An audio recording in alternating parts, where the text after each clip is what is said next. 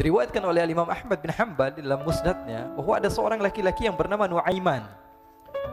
Ini Nuaiman di kehidupan Rasul sallallahu alaihi wasallam ada orang yang seperti itu gitu. Orang yang sering minum minuman keras. Rasulullah SAW marah, murka. Rasulullah kalau yang berhubungan dengan Rasulullah tidak marah.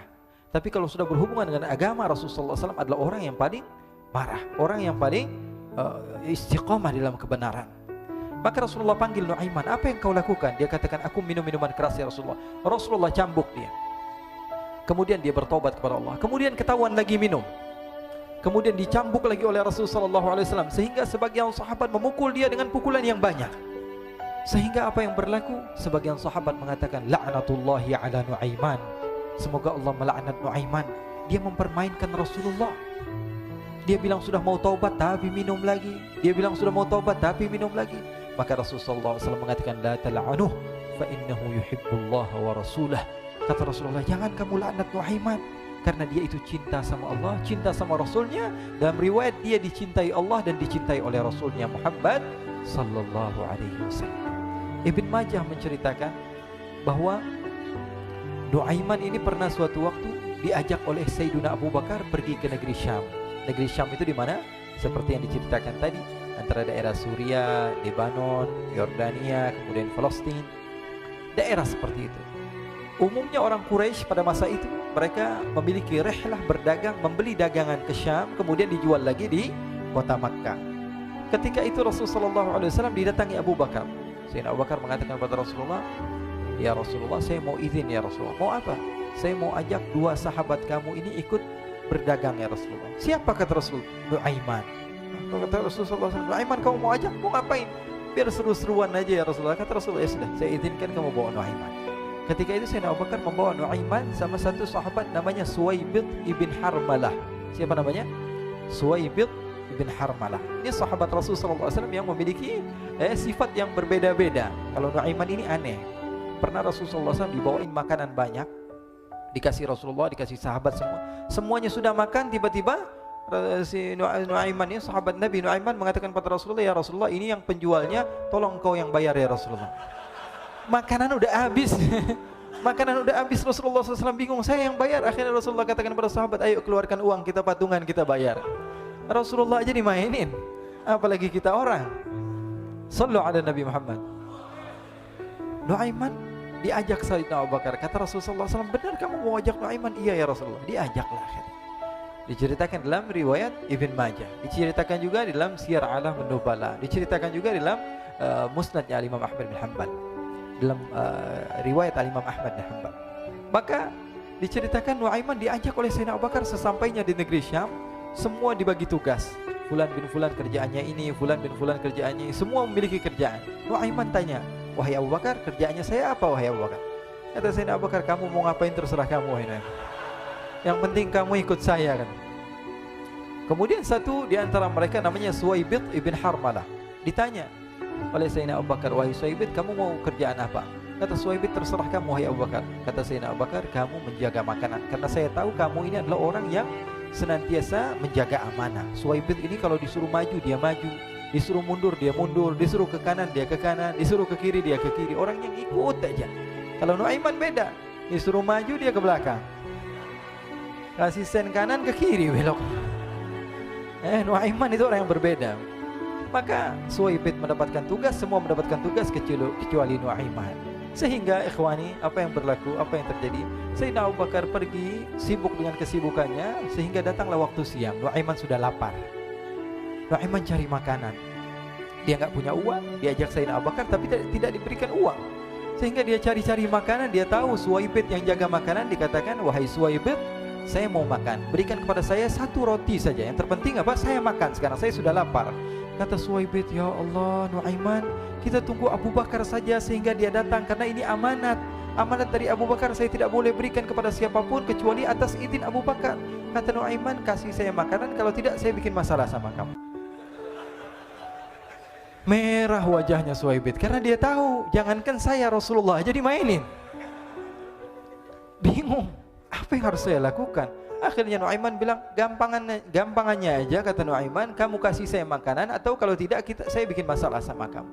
Bingung Suhaib pikir panjang. Setelah itu dia katakan, ya sudah Nuaiman, saya tetap mau jaga amanah Abu Bakar karena saya takut ini adalah perintahnya Allah, perintahnya Rasulullah sallallahu alaihi wasallam, dan perintah daripada Abu Bakar sahabatnya Nabi. Kata Nuaiman, kalau memang begitu kamu maunya, ya sudah, berarti kamu ngajakin berantem sama saya. Nuaiman pergi ke pasar. Dia cari-cari tempat penjualan hamba sahaya. Dia lihat-lihat beberapa hamba sahaya. Ini berapa harganya? Ini katanya 10 qalanis. Ini berapa? Ini harganya, hitungan orang zaman dahulu kita sih hitung seperti dirham, berapa ratus dirham gitu, 200 dirham. Yang ini berapa? 300 dirham. Yang ini berapa harga hamba sahaya? 300 dirham. Harganya antara 300, 200 sampai 100. Kemudian Nuaiman mengatakan kepada penjual hamba sahaya tersebut, saya punya juga hamba sahaya, tapi saya jual cuma 20 dirham saja, murah. Katanya, apa benar ada hamba saya harganya segitu? Iya, karena dia punya aib, ada kekurangan. Apa? Nanti kalau kalian tangkap, dia bakalan teriak, saya ini bukan hamba sahaya tapi orang merdeka. Akhirnya semua orang berkumpul mau beli. Ini Nuaiman sama Nuaiman diajak ke Suhaib bin Harmalah tadi. Kata Nuaiman, itu ada orang yang berdiri sedang menjaga makanan, itu hamba sahaya saya, tangkap saja. Oh baik. Diberikan uang 20 dirham, dimasukkan oleh Nuaiman ke kantongnya, kemudian Suhaib ditangkap. Ketika ditangkap, Suhaib teriak, saya bukan hamba saya orang merdeka. Maka orang-orang tersebut mengatakan, saya sudah tahu kekurangan kamu. Ini memang kekurangan kamu, memang kamu, tapi saya tidak perlu dengan bacot kamu, yang penting kerjanya kamu gitu. Ya kan hamba saya untuk apa? Untuk kerja, mau dia ngomong apa, mau ngomel terserah, yang penting dia mau kerja. Akhirnya ditangkaplah Suhaib dan dijual di pasar. Nuaiman punya uang banyak ini. Dia beli makanan, dia beli minuman, dia beli hadiah buat Rasulullah. Dia beli macam-macam di negeri Syam ini. Waktu itu adalah superpower, adidaya Romawi. Pada masa itu semua barang mahal, tapi Nuaiman banyak uangnya. Dia belanja ini, belanja itu, sehingga Sayyidina Abu Bakar pun pulang. Ketika Sayyidina Abu Bakar pulang, Sayyidina Abu Bakar cari, mana ini Suhaib? Kita semua sudah lapar. Kata Nuaiman dengan mudahnya dia mengatakan, sudah saya jual wahai Abu Bakar. Maka Sayyidina Abu Bakar bertanya, apa yang kau lakukan wahai Nuaiman? Diceritakan oleh Nuaiman dengan jujur. Nuaiman ini orangnya apa adanya, tapi nyusahin. Saya jual. Akhirnya dibawa oleh Nuaiman, Sayyidina Abu Bakar pergi ke mana? Ke pasar. Lalu dibeli lagi oleh Sayyidina Abu Bakar As-Siddiq Suhaib yang tadinya orang merdeka menjadi hamba sahaya sebentar, kemudian dibeli lagi oleh Sayyidina Abu Bakar. Pulang ke Madinah, kisah ini diceritakan di hadapan Rasulullah SAW. Maka perawi mengatakan, fadhahikan nabiyyu hatta badat nawajiduhu. Ketika diceritakan kisah Nuaiman tersebut dengan Suhaib, Rasulullah tertawa sejadi-jadinya sehingga gigi geraham Rasulullah SAW nampak di wajah mata para sahabat. Sehingga perawi lain mengatakan 1 tahun berlalu Rasulullah, setiap ada tamu yang datang kepada Rasulullah, Rasulullah akan ceritakan kisah Nuaiman menjual Suhaib tersebut. Jadi ada ikhwani, jangan kalian kira Rasulullah SAW itu hidup di satu masa sahabat-sahabatnya itu seperti ustadz-ustadz yang khusyuk, yang kayak Habib bin Anis ini banyak.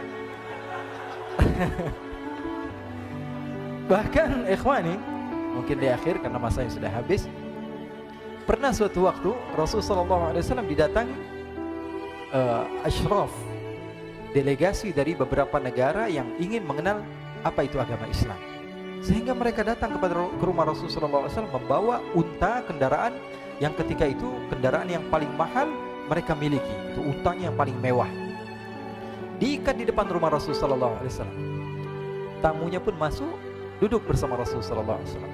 Di depan rumah Rasulullah SAW ada beberapa sahabat. Ada Sayyiduna Hamzah, kalian tahu Sayyidina Hamzah adalah orang yang pemberani. Ada Sayyiduna Umar, kalian tahu Sayyidina Umar adalah orang yang pemberani. Ada Sayyiduna Ali bin Abi Thalib, ada Sayyiduna Sa'ad bin Abi Waqqas. 4 sahabat ini lagi nongkrong gitu depan rumahnya Rasulullah SAW, berjaga sebelum Allah Subhanahu wa taala turunkan ayat wallahu ya'simuka minan nas. Ketika mereka sedang asyik duduk, tiba-tiba Nuaiman datang. Ini Nuaiman kalau datang pasti bikin sesuatu yang aneh. Bahkan dikatakan tidaklah Rasulullah SAW dalam keadaan bersedih, kecuali Nuaiman datang Rasulullah akan tersenyum. Jadi sebagian sahabat itu senang kalau sudah Nuaiman datang, pasti Rasulullah bahagia. Tapi ketika itu Nuaiman datang, ingin duduk bareng-bareng Sayyidina Hamzah. Sayyidina Hamzah katakan kepada Nuaiman, bercanda begitu. Nuaiman, kamu lihat unta orang datang dari luar Arab ini. Lihat, kata Nuaiman, ini besar banget ini, badannya besar gitu. Dagingnya pasti banyak. Iya nih, kalau kita sate enak nih ntar malam. Kata Nuaiman. Kata Sayyidina Hamzah, apakah kamu berani? Kata Nuaiman, saya berani aja asal kalian gak bilang sama Rasulullah. Kata Sayyidina Hamzah, benar wahai Nuaiman, benar kan? Akhirnya Sayyidina Hamzah lupa masalah itu, cuma bercanda-bercanda saja. Sayyidina Hamzah lagi asik sama Sayyidina Umar, Sayyidina Ali. Tiba-tiba apa? Ternyata ketika dia melihat unta tersebut sudah pisah antara kepala sama badannya. Nuaiman mengatakan, wahai Hamzah, ini unta saya sudah potong, saya mau pergi sebentar. Kalau Rasulullah cari saya, tolong jangan beritahu di mana saya. Nanti kalau keadaan sudah aman, mari kita nyate bareng-bareng. Ini ada yang seperti itu di zaman Rasulullah SAW. Maka dia pun berlari dan berlari mencari satu tempat supaya Rasulullah SAW dia selamat daripada Rasulullah SAW. Sehingga Sayyidina Hamzah bingung, ini kalau Rasulullah keluar gimana? Ada Hamzah Asadullah, ada Ali bin Abi Thalib, ada Umar, gak bisa jaga kendaraannya, tamunya Rasulullah Sallallahu Alaihi Wasallam. Akhirnya benar apa yang terjadi, ikhwani. Rasul Sallallahu Alaihi Wasallam tamunya mau pulang. Ketika dia buka pintu tamu melihat apa? Untanya sudah begitu. Mereka teriak, wa naqatah, unta kami wahai Muhammad.